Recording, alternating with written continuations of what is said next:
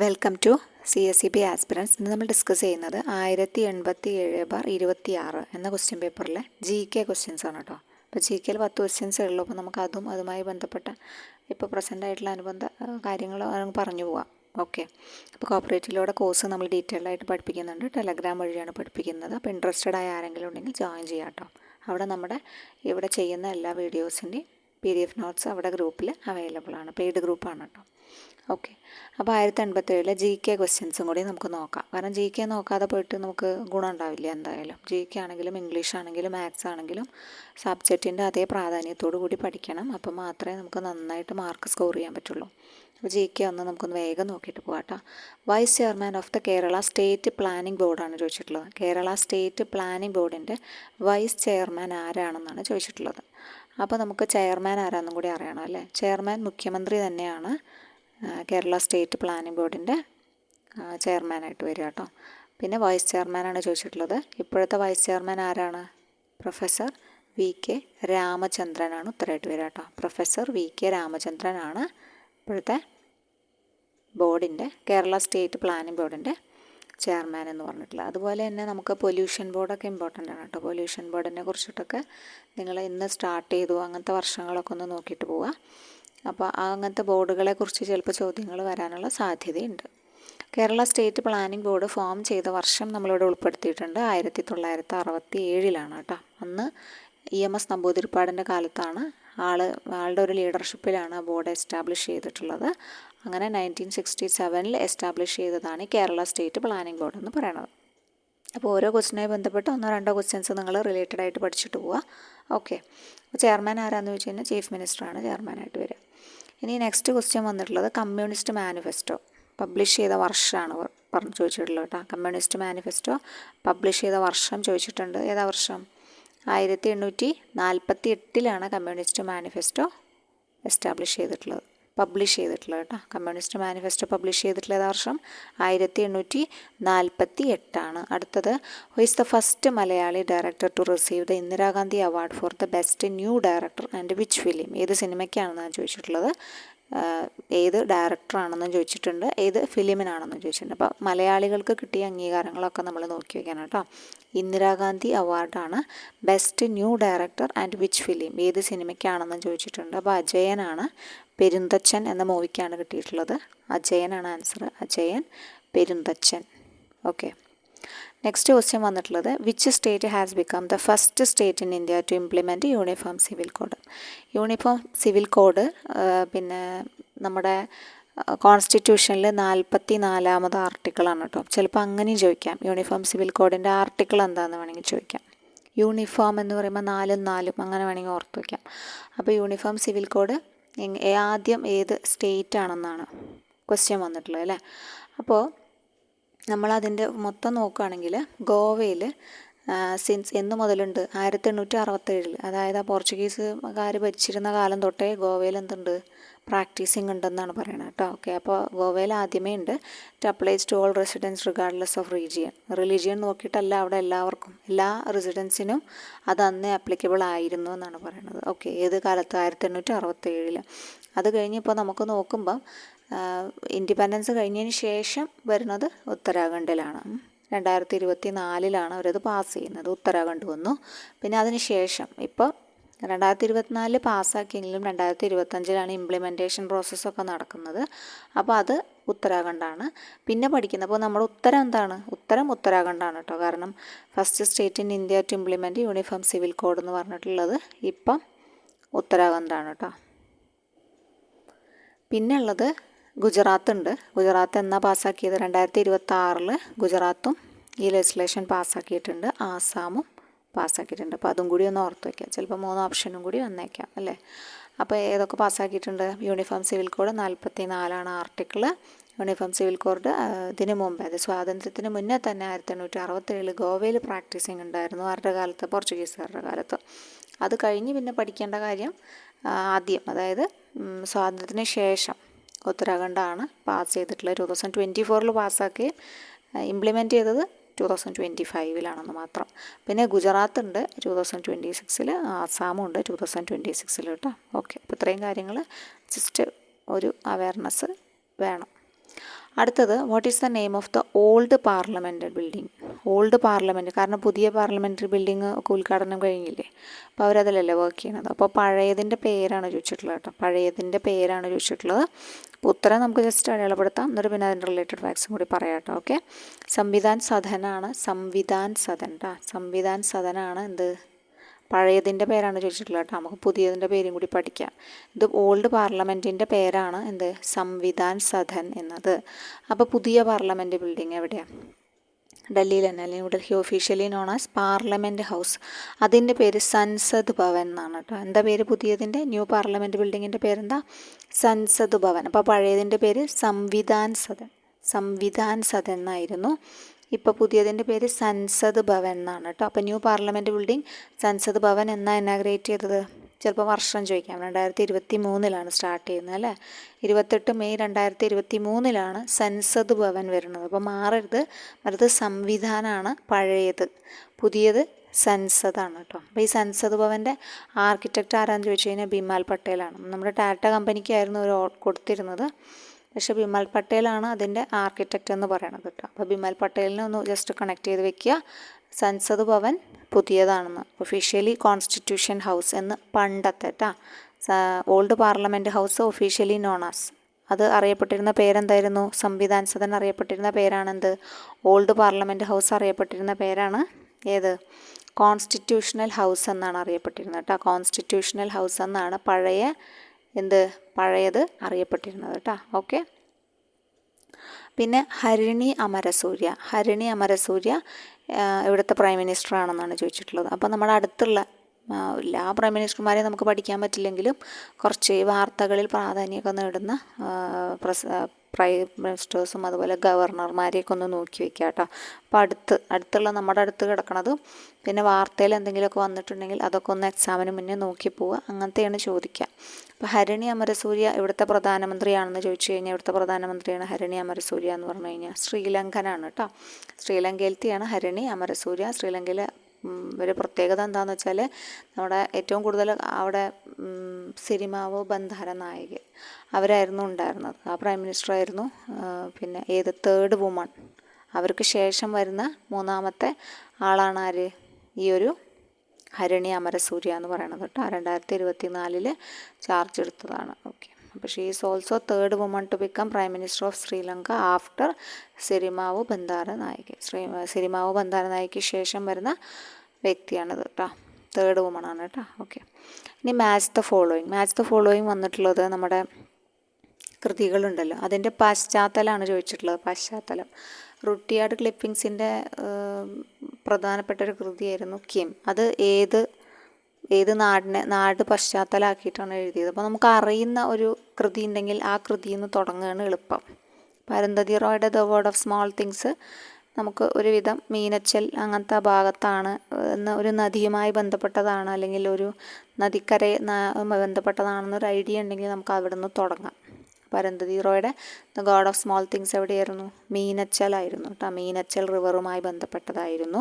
പിന്നെ നമുക്ക് സുപരിചിതമാണ് MT വാസുദേവൻ നായരുടെ നാലുകെട്ട് കൂടല്ലൂരായിരുന്നു, കൂടല്ലൂരുമായി ബന്ധപ്പെട്ടതായിരുന്നു. അപ്പോൾ ആ 2 ഓപ്ഷൻ കിട്ടിക്കഴിഞ്ഞു. പിന്നെ നമുക്ക് നമ്മുടെ ഓപ്ഷൻസ് ഒന്ന് തന്നെ കണ്ടുപിടിക്കാം. ഓക്കെ, അപ്പോൾ ഓപ്ഷൻ വന്നിട്ടുള്ളത് 1 C ആണ്, 1 കാരക്കോറം മലനിരകൾ, അതായത് റുട്ടിയാർഡ് ക്ലിപ്പിങ്സിൻ്റെ കിം എന്ന് പറഞ്ഞു കഴിഞ്ഞാൽ കാരക്കോറം മലനിരകളെ ആസ്പദമാക്കിയിട്ടുള്ളതായിരുന്നു. അപ്പോൾ അതുകൊണ്ട് പിന്നെ നമ്മുടെ അമിത് ഘോഷിൻ്റെ ഹംഗ്രി ടൈഗർ അതെവിടെയായിരുന്നു, അത് സുന്ദർബൻസിനെ ആസ്പദമാക്കിയിട്ടായിരുന്നു കേട്ടോ. അപ്പോൾ ആ ഒരു രീതിക്ക് ആദ്യം നിങ്ങൾക്ക് ഏതാണോ അറിയുന്നത് അത് വെച്ച് നിങ്ങൾ കണക്ട് ചെയ്ത് പിടിക്കണം. അല്ലാതെ അയ്യോ ബുദ്ധിമുട്ടാണല്ലോ നോക്കാൻ വയ്യ അങ്ങനെ പറഞ്ഞ് ഇട്ടിട്ട് പോരുത്. ചിലപ്പോൾ നമുക്ക് പരിചയമുള്ള ഏതെങ്കിലും ഒന്നുണ്ടാവും. അപ്പോൾ ആ ഒന്നിൽ നമുക്ക് റിലേറ്റഡ് ആയിട്ടുള്ള ഏതെങ്കിലും ഒരു ഓപ്ഷൻ കിട്ടിക്കഴിഞ്ഞാൽ നമ്മൾ അതിൽ പിടിച്ച് കയറുക. ഓക്കെ, അപ്പോൾ നോക്കാം നമുക്ക്. അരുന്ധതി റോയുടെ the God of small things ആരുമായി ബന്ധപ്പെട്ടതായിരുന്നു, മീനച്ചൽ റിവറുമായി ബന്ധപ്പെട്ടതായിരുന്നു. റുട്ടിയാർഡ് ക്ലിപ്പിങ്സിൻ്റെ കിം എന്ന് പറഞ്ഞു കഴിഞ്ഞാൽ ആരുമായി ബന്ധപ്പെട്ടതായിരുന്നു, കാരക്കോറം മലനിരകളായിരുന്നു. പിന്നെ അമിത് ഘോഷിൻ്റെ ഹംഗ്രി ടൈഡ് സുന്ദർബൻസ് ആയിരുന്നു. പിന്നെ MT വാസുദേവൻ എന്ന നാലുകെട്ടാണ്, കൂടല്ലൂരാണ് കേട്ടോ. അടുത്തത് arrange the following states in chronological order. Chronological order കാലഗണന, അവർ വന്ന ഒരു കാലഗണന ക്രമത്തിൽ അറേഞ്ച് ചെയ്യാനാണ് പറഞ്ഞിട്ടുള്ളത്. അപ്പോൾ നമുക്ക് വ്യക്തമായിട്ട് എന്താ അറിഞ്ഞിട്ടുണ്ടാവണം, ഈ ഒരു ഓർഡർ അറിയണം അല്ലേ, എന്നാൽ മാത്രമല്ലേ നമുക്ക് അതിനെക്കുറിച്ച് പറയാൻ പറ്റുള്ളൂ. ഓർഡർ കൃത്യമായിട്ട് അറിയണം. അപ്പോൾ സ്റ്റേറ്റിൻ്റെ ഫോർമേഷൻസ്, ഡേറ്റുകൾ ഇപ്പോൾ നമുക്ക് പഠിക്കാൻ ബുദ്ധിമുട്ടുണ്ടാവും, കാരണം എളുപ്പത്തിൽ നമുക്ക് അങ്ങ് പഠിക്കാൻ പറ്റുന്ന കാര്യമല്ലല്ലോ അത്. പക്ഷെ എന്നിരുന്നാലും നിങ്ങൾക്ക് ഇമ്പോർട്ടൻ്റ് ആയ കുറച്ച് കാര്യങ്ങൾ അല്ലെങ്കിൽ കുറച്ച് ദിവസം കൂടുമ്പോൾ പഠിച്ചാലും മതി കേട്ടോ. അങ്ങനെ എങ്ങനെയെങ്കിലും ഒന്ന് ഓർത്ത് വയ്ക്കാൻ പറ്റുകയാണെങ്കിൽ നല്ല കാര്യമാണ്. എന്ത്, ഈ സ്റ്റേറ്റിൻ്റെ ഫോർമേഷനായി ബന്ധപ്പെട്ട കാര്യങ്ങൾ. ആദ്യം ഏത് സ്റ്റേറ്റ് വന്നു, അല്ലെങ്കിൽ ഏത് വർഷങ്ങളിൽ ഏത് സ്റ്റേറ്റ് വന്നു, അങ്ങനത്തെ കാര്യങ്ങളൊക്കെ ഒന്ന് നോക്കുകയാണെങ്കിൽ നമുക്ക് പെട്ടെന്നത് കിട്ടും കേട്ടോ. അപ്പോൾ അങ്ങനെ നോക്കി വയ്ക്കുക. അപ്പോൾ സ്റ്റേറ്റ് ഫോം ചെയ്തിട്ടുള്ള ക്രോണോളജിക്കൽ ഓർഡർ രാജസ്ഥാനാണ്. ഇവിടെ രാജസ്ഥാൻ, ഗുജറാത്ത്, ഹരിയാന, മേഘാലയ, ആ ഒരു ഓർഡറിലാണ് ഇവിടെ വരുന്നത്. അപ്പോൾ ആ ഓർഡറിൽ നമ്മൾ പഠിച്ചു വെക്കണം കേട്ടോ. രാജസ്ഥാൻ, ഗുജറാത്ത്, ഹരിയാന, മേഘാലയ. അതേപോലെ തന്നെയാണ് ചിലപ്പോൾ നമ്മുടെ ഈ ചേരുംപടി ചേർക്കുക എന്നൊക്കെ പറഞ്ഞിട്ട് മാച്ച് ദ ഫോളോയിങ് എന്ന് പറഞ്ഞിട്ട് ചിലപ്പോൾ ക്യാപിറ്റൽസൊക്കെ തന്നേക്കാം. അപ്പോൾ നമുക്കത് എളുപ്പമാണ്. വെറുതെ ഒരു മാർക്ക് നമ്മൾ കളയേണ്ടി വരും നമ്മൾ നോക്കാതെ പോവുകയാണെങ്കിൽ. അപ്പോൾ അതുകൊണ്ട് നോക്കുക. അങ്ങനത്തെ കാര്യങ്ങളൊക്കെ എളുപ്പമുള്ളതൊക്കെ എന്ത് ചെയ്യുക, നിങ്ങൾ നോക്കിയിട്ട് പോവുക. അപ്പോഴാണ് നമുക്ക് കുറച്ചും കൂടി അത്തരത്തിലുള്ള മാർക്ക് കിട്ടുക കേട്ടോ. അപ്പോൾ ഇതിലിപ്പോൾ നമുക്ക് ആദ്യം ഒരു ബാച്ചായിട്ട് പഠിക്കാൻ പറ്റുന്നത് 1950-ലാണ്. 1950 8 സ്റ്റേറ്റോളം രൂപം കൊണ്ടുണ്ട്. 1950 തൊട്ടിട്ടാണ് സ്റ്റേറ്റുകൾ ഫോർമേഷൻ തുടങ്ങുന്നത്. അപ്പം 1950 മൊത്തം നമുക്ക് എത്ര സംസ്ഥാനങ്ങളാണുള്ളത്? 28 സംസ്ഥാനങ്ങളാണുള്ളത് കേട്ടോ. എത്ര സംസ്ഥാനങ്ങളുണ്ട്? 28 സംസ്ഥാനങ്ങളുണ്ട്. അതിൽ ആദ്യത്തെ ഒരു 1950 കാലഘട്ടത്തിൽ 8 സംസ്ഥാനങ്ങളാണ് രൂപീകരിക്കുന്നത് കേട്ടോ. അപ്പോൾ ഒന്നാമത്തെ ആസാമാണ്. അപ്പോൾ ഇതിൻ്റെയൊക്കെ ഒരു പ്രത്യേകത എന്താ വെച്ചാൽ എല്ലാം ജനുവരി 26, 1950-നാണ് രൂപീകരിക്കുന്നത്. എങ്ങനെയാണ്? 1950 ജനുവരി 26-നാണ് എല്ലാവരും രൂപീകരിക്കുന്നത്. ഈ ആദ്യത്തെ 8 അപ്പോൾ അതിൽ ആസാമുണ്ട്, ബീഹാറുണ്ട്, പിന്നെ ഒഡീഷ ഉണ്ട് കേട്ടോ. അപ്പോൾ എ ആസാം, അതുപോലെ ബി ബീഹാർ, ഒ ഒഡീഷ, പിന്നെ പി പഞ്ചാബാണ്. പഞ്ചാബ് വരുന്നുണ്ട്, രാജസ്ഥാൻ അതിൽ വരുന്നതാണ്, തമിഴ്നാടു അതിൽ വരുന്നതാണ്, ഉത്തർപ്രദേശ് അതിൽ വരുന്നതാണ്, വെസ്റ്റ് ബംഗാൾ വരുന്നുണ്ട്. അപ്പോൾ ഇത്രയും 8 പിന്നെ പോയി അല്ലേ. 8 പഠിച്ചു. ഇത് പഠിച്ചു കഴിഞ്ഞാൽ പിന്നെ ബാക്കി 20 നമുക്ക് പഠിക്കേണ്ടു. അപ്പോൾ അങ്ങനെ പഠിക്കുമ്പോൾ നിങ്ങൾക്ക് എളുപ്പമാണ് കേട്ടോ. ആസാം, ബീഹാർ, ഒഡീഷ, പഞ്ചാബ്, രാജസ്ഥാൻ, തമിഴ്നാട്, ഉത്തർപ്രദേശ്, വെസ്റ്റ് ബംഗാൾ, ഇത്രയും പേര് 1950 ജനുവരി 26-ന് ഫോം ചെയ്തു. പിന്നെ അതിനുശേഷം നമ്മുടെ സ്റ്റേറ്റിൻ്റെ റീഓർഗനൈസേഷൻ ആക്ട് വന്നത് അറിയാം, 1956 വന്നു. അതിൻ്റെ ഭാഗമായിട്ട് ആന്ധ്രയുണ്ടായി ആദ്യം, പിന്നെ അത് കഴിഞ്ഞത് ആന്ധ്രാപ്രദേശായി. അപ്പോൾ അത് 1956-ലാണെന്നറിയാം. ആ സമയത്ത് തന്നെയാണ് കർണാടകയും അതുപോലെ കേരളവും ഒക്കെ രൂപീകരിക്കുന്നത്. ആ സമയത്ത് തന്നെയാണ് കർണാടകയും കേരളവും മധ്യപ്രദേശും വരുന്നത്. അതൊക്കെ 1956-ലാണ് കേട്ടോ. അപ്പോൾ 1956 4 വരുന്നത്. ആന്ധ്ര എന്നുണ്ടായിരുന്നത് ആന്ധ്രാപ്രദേശായി. അങ്ങനെ ആന്ധ്രാപ്രദേശ് സംസ്ഥാനം രൂപീകരിച്ചു 1956 നവംബർ 1-നാണ്. അപ്പോൾ ഇതൊക്കെ നവംബർ 1-നാണ്. നമ്മുടെ കേരള സംസ്ഥാന രൂപീകരണം, കർണാടക സംസ്ഥാന രൂപീകരണം, മധ്യപ്രദേശ് സംസ്ഥാന രൂപീകരണവും 1956 നവംബർ 1-നാണ്. അപ്പോൾ ഇതിൻ്റെ ഹെഡ് ക്വാർട്ടേഴ്സും കൂടി അല്ലെങ്കിൽ നമ്മുടെ തലസ്ഥാനങ്ങളും കൂടി ജസ്റ്റ് ഒന്ന് എന്ത് ചെയ്യണം, പഠിക്കണം കേട്ടോ. അപ്പോൾ അതൊക്കെ നോക്കി വെക്കണം. പിന്നെ അത് കഴിഞ്ഞിട്ട് ബാക്കി സംസ്ഥാനങ്ങൾ വരുന്നുണ്ട്. അപ്പോൾ നമ്മൾ എന്ത് ചെയ്യാം, അത് നമുക്കൊരു കോളം പോലെ നമുക്ക് ഗ്രൂപ്പിൽ പ്രൊവൈഡ് ചെയ്യാം. അപ്പോൾ നിങ്ങൾ ജസ്റ്റ് GKയുടെ ഭാഗത്തിടാം കേട്ടോ. ഒന്ന് ജസ്റ്റ് നോക്കിക്കോളൂ. ചിലപ്പം ഇനിയും ഇങ്ങനത്തെ ക്വസ്റ്റ്യൻസ് ചോദിക്കാൻ സാധ്യതയുണ്ട്. അപ്പോൾ ഒന്ന് നോക്കി വയ്ക്കുക കേട്ടോ. ഓക്കെ. അടുത്തത് who was the first nominated woman member of Rajya Sabha. രാജ്യസഭയിലേക്ക് ആദ്യമായിട്ട് നോമിനേറ്റ് ചെയ്യപ്പെട്ട വുമൺ മെമ്പറാണ് ചോദിച്ചിട്ടുള്ളത് കേട്ടോ. ആരാണ്? രുക്മിണി ദേവി അരുൺഡേലാണ് ആദ്യമായിട്ട് നോമിനേറ്റ് ചെയ്യപ്പെട്ട woman. Okay. Who was the first nominated woman member of Rajya Sabha എന്ന് പറഞ്ഞാൽ ആരാണ്? രുക്മിണി ദേവി അരുൺഡേൽ. പിന്നെ അടുത്ത ക്വസ്റ്റ്യൻ എന്ന് പറഞ്ഞാൽ ഇമ്പോർട്ടൻ്റ് ആയ ഭാഗമാണ്. അതായത് നമ്മുടെ കോൺസ്റ്റിറ്റ്യൂഷണൽ അമെൻമെൻറ്റിൻ്റെ കാര്യം എപ്പോഴും ചോദിക്കാറുള്ളതാണ് അല്ലേ. കോൺസ്റ്റിറ്റ്യൂഷൻ അമെൻമെൻറ്റിൻ്റെ കാര്യം എപ്പോഴും ചോദിക്കാറുള്ളതാണ്. അതുകൊണ്ട് വിട്ടുകളയരുത്. എന്തായാലും നിർബന്ധമായിട്ട് എന്ത് ചെയ്യണം, കോൺസ്റ്റിറ്റ്യൂഷൻ അമെൻമെൻറ്റിൻ്റെ കാര്യം നിങ്ങൾ നോക്കണം. ഓക്കെ. അപ്പോൾ what was the objective of 52nd constitutional amendment of 1985 ആണ് ചോദിച്ചിട്ടുള്ളത് കേട്ടോ. ഏതാ ചോദിച്ചിട്ടുള്ളത്? 52ാമത്തെ കോൺസ്റ്റിറ്റ്യൂഷൻ്റെ ഭേദഗതിയാണ് ചോദിച്ചിട്ടുള്ളത്. ഓക്കെ. അപ്പോൾ നമുക്ക് ഈ ഓപ്ഷനിൽ കൊടുത്തിട്ടുള്ളതെല്ലാം നമുക്ക് എന്ത് ചെയ്യാം, ഒന്ന് നോക്കാം. എല്ലാ ഭേദഗതികളും ഒന്ന് നോക്കിയിട്ട് പോകാം. അപ്പോൾ നമുക്ക് കുറച്ച് എളുപ്പമാവുമല്ലോ. ആദ്യം നോക്കേണ്ടത് ലോവറിങ് ദ വോട്ടിംഗ് ഏജ്. അതായത് നമ്മുടെ ഭരണഘടനയിൽ വോട്ടിംഗ് ഏജ് കുറച്ച് ഒരു ഭരണഘടനാ ഭേദഗതി ഉണ്ടായിരുന്നു അല്ലേ, അതെന്താണെന്നാണ് ചോദിച്ചിട്ടുള്ളത്. 61ാമത്തെ കോൺസ്റ്റിറ്റ്യൂഷണൽ, 61 കേട്ടോ, 61ാമത്തെ കോൺസ്റ്റിറ്റ്യൂഷണൽ അമെൻമെൻ്റ് ആണ് 1988 വന്നത്. അതാണ് എന്ത്, ലോക്സഭയിലെ പ്രായം അല്ലെങ്കിൽ സ്റ്റേറ്റ് ലെജിസ്ലേറ്റീവ് അസംബ്ലിയിൽ നിന്നൊക്കെ 21 പിന്നെ അത് 18 കുറയ്ക്കുകയാണ് ചെയ്തത്. അതാണ് ലോവറിങ് ദ വോട്ടിംഗ് ഏജ്, 21 നിന്ന് 18 കുറച്ചു. അതാണ് എന്ത്, വോട്ടിംഗ് ഏജ് കുറയ്ക്കൽ കേട്ടോ. അപ്പോൾ 61ാമത്തെ കോൺസ്റ്റിറ്റ്യൂഷണൽ അമെൻമെൻ്റ് ആണ് അത് 1988. വോട്ടിംഗ് പ്രായം 21 നിന്ന് 18 കുറച്ച ഭേദഗതി ഏത്, 61ാമത്തെ കോൺസ്റ്റിറ്റ്യൂഷണൽ അമെൻമെൻറ്റ് 1988. അത് കഴിഞ്ഞ് അബോളിഷൻ ഓഫ് പ്രിവി പേഴ്സ് ആണ്. പ്രിവി പേഴ്സ് നിർത്തലാക്കി. പ്രിവി പേഴ്സ് നിർത്തലാക്കിയതാണെന്ത് അടുത്തത് പറയുന്നത് കേട്ടോ. പ്രിവി പേഴ്സ് എന്ന് വെച്ച് കഴിഞ്ഞാൽ ഇന്ത്യയുടെ സംയോജനത്തിൻ്റെ സമയത്തുണ്ടല്ലോ, ആദ്യം ഉണ്ടായിരുന്ന നാട്ടുരാജ്യങ്ങൾ ഭരിക്കുന്ന കുടുംബങ്ങൾ ഇന്ത്യൻ സർക്കാരിന് ഒരു പണം അടയ്ക്കണമായിരുന്നു. ഓക്കെ, അതാണ് പ്രിവി പേഴ്സ് എന്ന് പറയുന്നത് കേട്ടോ. മുമ്പ് ഭരണത്തിലുണ്ടായിരുന്നത്. അപ്പോൾ അത് നിർത്തലാക്കിയതാണെന്ത്, അബോളിഷൻ ഓഫ് പ്രിവി പേഴ്സ് എന്ന് പറയുന്നത്.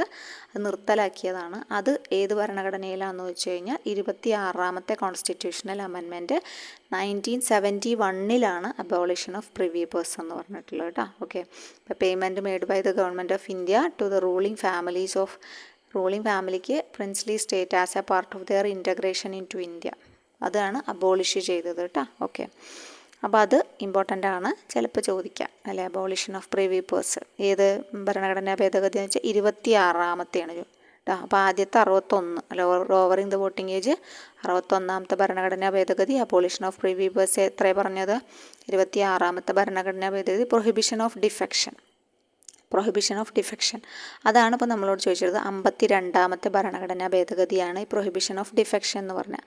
എന്താ ഈ ഡിഫെക്ഷൻ എന്ന് പറഞ്ഞു കഴിഞ്ഞാൽ, ഇപ്പോൾ 52ാമത്തെ ഭരണഘടനാ ഭേദഗതി നമ്മളോട് ചോദിച്ചിട്ടുള്ളത് ഉത്തരം പ്രൊഹിബിഷൻ ഓഫ് ഡിഫെക്ഷൻ ആണ്. ഡിഫെക്ഷൻ എന്ന് പറഞ്ഞു കഴിഞ്ഞാൽ കൂറുമാറ്റ നിരോധന നിയമം എന്ന് പറയും. കൂറുമാറ്റ നിരോധന നിയമം, അതായത് ഒരു സ്ട്രിക്റ്റ് ആയിട്ടുള്ള ഒരു പെനാലിറ്റി അല്ലെങ്കിൽ ഡിസ്ക്വാളിഫിക്കേഷനൊക്കെ കൊടുക്കുക ഒരു പൊളിറ്റിക്കൽ പാർട്ടിയിൽ നിന്ന് മറ്റേ പൊളിറ്റിക്കൽ പാർട്ടിയിൽ. നമ്മൾ പറയില്ലേ കൂറുമാറ്റ നിരോധനം എന്ന് വെച്ചാൽ കൂറ് മാറി നടക്കുക. ഒരു രാഷ്ട്രീയ പാർട്ടി ഉപേക്ഷിച്ച് മറ്റൊന്നിലേക്ക് പോകുമ്പം ആ നിയമസഭാ അംഗങ്ങൾക്ക് കർശനമായ ശിക്ഷകൾ കൊടുക്കാം, അല്ലെങ്കിൽ ഡിസ്ക്വാളിഫിക്കേഷൻസ് ഒക്കെ കൊടുക്കാം. അതാണ് 10ാം ഷെഡ്യൂൾ പ്രകാരം അത് കൂട്ടിച്ചേർത്തു എന്നാണ് പറഞ്ഞത് കേട്ടോ. അതാണ് പ്രൊഹിബിഷൻ ഓഫ് ഡിഫെക്ഷൻ എന്ന് പറഞ്ഞാൽ കൂറുമാറുക, പാർട്ടി ഉപേക്ഷിച്ചിട്ട് മറ്റു പാർട്ടിയിൽ പോയില്ല, അതാണ് കൂറുമാറ്റ നിരോധനം. അതാണ് പ്രൊഹിബിഷൻ ഓഫ് ഡിഫെക്ഷൻ എന്ന് പറഞ്ഞു കഴിഞ്ഞാൽ. 52ാമത്തെ അമെൻമെൻ്റാണ് കൂറുമാറ്റ നിരോധനം ഏർപ്പാടാക്കിയത് കേട്ടോ. ഓക്കെ, അപ്പോൾ അത് പിന്നെ abolition of right to property ഒരു എന്ത് അവകാശമാക്കി മാറ്റി, ഒരു ലീഗൽ റൈറ്റ്. 300A പ്രകാരം, ആർട്ടിക്കിൾ 300A പ്രകാരം സ്വത്തവകാശത്തിന് ആദ്യം മൗലികാവകാശമായിരുന്നു അല്ലേ, സ്വത്ത് സമ്പാദിക്കുക എന്നുള്ളത് മൗലികാവകാശമായിരുന്നു. പക്ഷേ അത് 44ാമത്തെ ഭരണഘടനാ ഭേദഗതി 1978 അത് എന്താക്കി, ആ ഒരു ഫണ്ടമെൻ്റൽ റൈറ്റ്സ് ഒന്നും ഒഴിവാക്കി. സ്വത്ത് സംഭരിക്കുക എന്ന് പറഞ്ഞത് അല്ലെങ്കിൽ സ്വത്ത് ഉണ്ടാക്കുക എന്ന് പറഞ്ഞത് എന്താണ്, ഇതല്ല, മൗലിക അവകാശങ്ങളുടെ പട്ടികയിൽ നിന്ന് നീക്കം ചെയ്ത് ആർട്ടിക്കിൾ 300A പ്രകാരം എവിടേക്ക് മാറ്റി, നിയമപരമായ അവകാശമായി തരം താഴ്ത്തുക ചെയ്തത് കേട്ടോ, ഡൗൺഗ്രേഡ് ചെയ്ത്. അതാണ് എന്ത് 44ാമത്തെ കോൺസ്റ്റിറ്റ്യൂഷണൽ അമെൻമെൻറ്റ് 1978 പറയുന്നത്. അപ്പോൾ ഈ ഒരു അമെൻമെൻറ്റിൻ്റെ ഭാഗം, പിന്നെ അതേപോലെ തന്നെ നമ്മുടെ ആർട്ടിക്കിൾ ഉണ്ടല്ലോ, ഇമ്പോർട്ടൻ്റ് ആയ ആർട്ടിക്കിളിൻ്റെ ഭാഗം, പിന്നെ ഭരണഘടനാ നിർമ്മാണ സഭയും അല്ലെങ്കിൽ സമിതിയുമായി ബന്ധപ്പെട്ട് തുടക്കത്തിൽ കുറച്ച് കാര്യങ്ങൾ, അതിൻ്റെ കണ്ടൻറ്റുകൾ, അതൊക്കെ നിർബന്ധമായിട്ട് നോക്കിയിട്ട് പോകണം. ഒന്ന് ക്വസ്റ്റ്യൻ എന്തായാലും ഉണ്ട്. അപ്പോൾ what was the objective of 52nd constitutional amendment 1985 എന്ന് വെച്ച് കഴിഞ്ഞാൽ പ്രൊഹിബിഷൻ ഓഫ് ഡിഫെക്ഷൻ ആണ്, കൂറുമാറ്റ നിരോധന നിയമം. അതാണ് 52ാമത്തെ constitutional amendment. Lowering the voting പ്രായം കുറയ്ക്കുക ഏതാണ്, 61ാമത്തെ കോൺസ്റ്റിറ്റ്യൂഷണൽ അമെൻമെൻ്റ് ആണ്. പ്രിവി പേഴ്സ് നിർത്തലാക്കിയത് ഏത് അമെൻമെൻ്റാണ്, അമെൻമെൻറ്റ് 26 ആണ് കേട്ടോ. 26th കോൺസ്റ്റിറ്റ്യൂഷണൽ അമെൻമെൻ്റ് ആണ്. പിന്നെ നമ്മൾ പറഞ്ഞു റൈറ്റ് ടു പ്രോപ്പർട്ടി എന്നുള്ളത്, അത് 44ാമത്തെ കോൺസ്റ്റിറ്റ്യൂഷണൽ അമെൻമെൻറ്റ് 1978 അതിനെ തരം താഴ്ത്തി എന്താക്കി, ലീഗൽ റൈറ്റ് മാത്രമാക്കി കേട്ടോ. ഇനി അടുത്തത് 4 അസുഖങ്ങൾ വന്നിട്ടുണ്ട്. Chicken pox, measles, HIV, AIDS, tuberculosis. ഇതിലേതാണ് ഓഡ് വൺ എന്നാണ് ചോദിച്ചിട്ടുള്ളത് കേട്ടോ. ഓഡ് വൺ ഏതാണെന്ന് ചോദിച്ചിട്ടുള്ളത്. അപ്പോൾ ഇതിൽ കൊടുത്തിട്ടുള്ള ഒരു അസുഖം ഒഴികെ ബാക്കിയെല്ലാം വായുവിലൂടെ പകരുന്നതാണ്.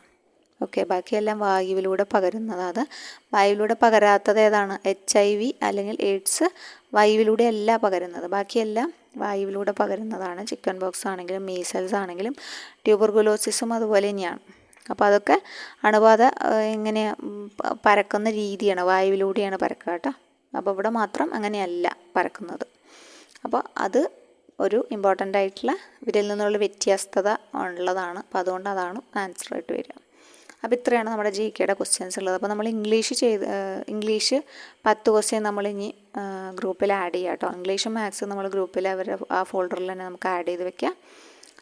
പിന്നെ കോപ്പറേറ്റീവ് ലോ ആണുള്ളത്, അതും നമുക്ക് ഗ്രൂപ്പിൽ ആഡ് ചെയ്യാം കേട്ടോ. നിങ്ങളൊന്ന് വായിച്ച് പഠിക്കുക, ഗ്രൂപ്പിലുള്ള കുട്ടികളാണെങ്കിൽ വായിച്ച് പഠിക്കുക.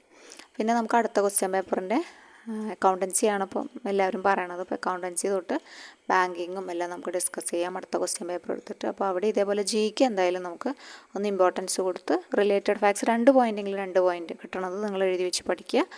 പിന്നെ ബാക്കിയുള്ള ഇംഗ്ലീഷും മാത്സും നമുക്ക് ഗ്രൂപ്പിൽ കൊടുക്കാം കേട്ടോ. ഇംഗ്ലീഷും മാത്സും നമുക്ക് അതാത് ക്വസ്റ്റ്യൻ പേപ്പറിൻ്റെ അതിനനുസരിച്ച് ഗ്രൂപ്പിൽ കൊടുക്കാം. കോപ്പറേറ്റീവ് ലോയും അതുപോലെ തന്നെയാണ് ഗ്രൂപ്പിൽ പ്രൊവൈഡ് ചെയ്യുക. ഓക്കെ, അപ്പോൾ ഇത്രയേ ഉള്ളൂ ഇന്നത്തെ വീഡിയോ. അപ്പോൾ നെക്സ്റ്റ് വീഡിയോയിൽ കാണാം കേട്ടോ. Thank you.